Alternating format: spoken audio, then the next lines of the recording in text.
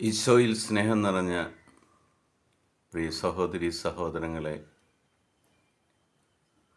ദൈവം ഇന്നത്തെ ദിവസം നിങ്ങളെല്ലാവരെയും സമൃദ്ധമായിട്ട് അനുഗ്രഹിക്കുവാൻ നമ്മൾക്ക് പ്രഭാതത്തിൽ തന്നെ ദൈവവചനം ശ്രവിച്ച്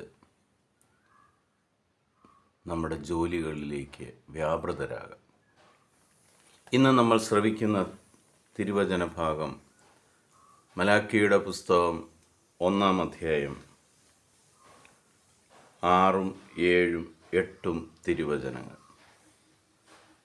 കർത്താവ് വളരെ ശക്തമായ ഒരു ചോദ്യം ദൈവമക്കളായ നമ്മളോട് ചോദിക്കുകയാണ്.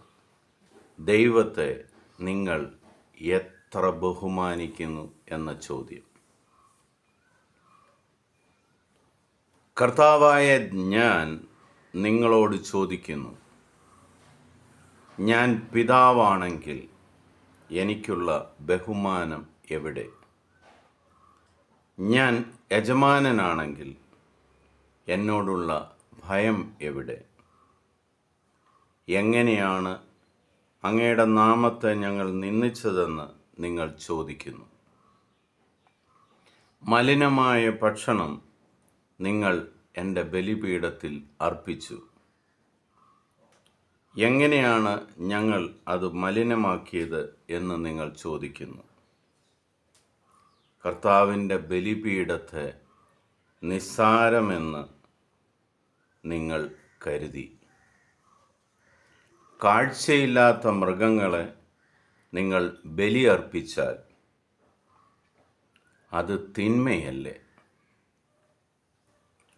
മുടന്തുള്ളതിനെയും രോഗം ബാധിച്ചതിനെയും അർപ്പിച്ചാൽ അത് തിന്മയല്ലേ? അത് നിങ്ങളുടെ ഭരണാധികാരികൾക്ക് കാഴ്ചവെച്ചാൽ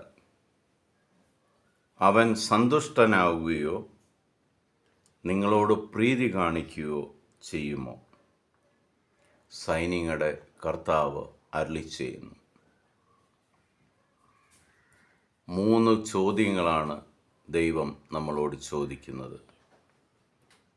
ഞാൻ നിൻ്റെ പിതാവാണെങ്കിൽ എന്നോടുള്ള ബഹുമാനം എവിടെ? എൻ്റെ ബലിപീഠത്തെ നീ എന്തുകൊണ്ട് നിസ്സാരമാക്കി?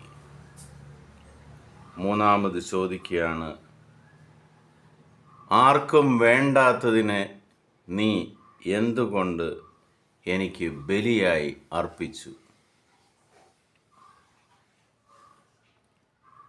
ദൈവത്തോടുള്ള നമ്മുടെ കാഴ്ചപ്പാട്, ദൈവത്തോടുള്ള നമ്മുടെ സ്നേഹം എന്താണെന്ന് ഇന്ന് തന്നെ നിങ്ങൾ ദൈവത്തിൻ്റെ മുന്നിൽ വ്യക്തമാക്കി കൊടുക്കേണ്ട ദിവസമാണ്. പിതാവായ ദൈവം, പുത്രനായ യേശുക്രിസ്തു, പരിശുദ്ധാത്മാവ് നിങ്ങളെ സമർത്ഥമായിട്ട് അനുഗ്രഹിക്കട്ടെ. ജ്ഞാനത്താൽ നിങ്ങളെ നിറച്ച് ദൈവവുമായുള്ള നിങ്ങളുടെ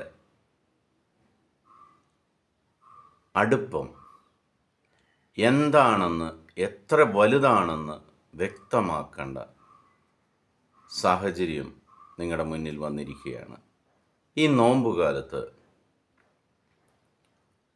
സ്വർഗസ്ഥനായ പിതാവ് നിൻ്റെ പിതാവാണെന്ന് നീ വിശ്വസിക്കുക. നിനക്ക് ബലി അർപ്പിക്കാൻ തന്നിരിക്കുന്ന ബലിപീഠം നിസ്സാരമല്ലെന്ന് മനസ്സിലാക്കുക. ബലി അർപ്പിക്കുന്ന വസ്തുക്കൾ ഏറ്റവും മൂല്യവും വിലയുള്ളതുമായി നീ സമർപ്പിക്കുക.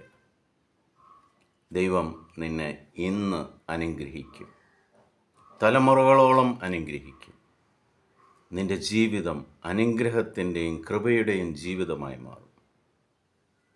എല്ലാവർക്കും യേശുവിൻ്റെ നാമത്തിൽ നല്ലൊരു ശുഭദിനം നേരുന്നു. ഈശോ മിശിഹായ്ക്ക് സ്തുതിയായിരിക്കട്ടെ.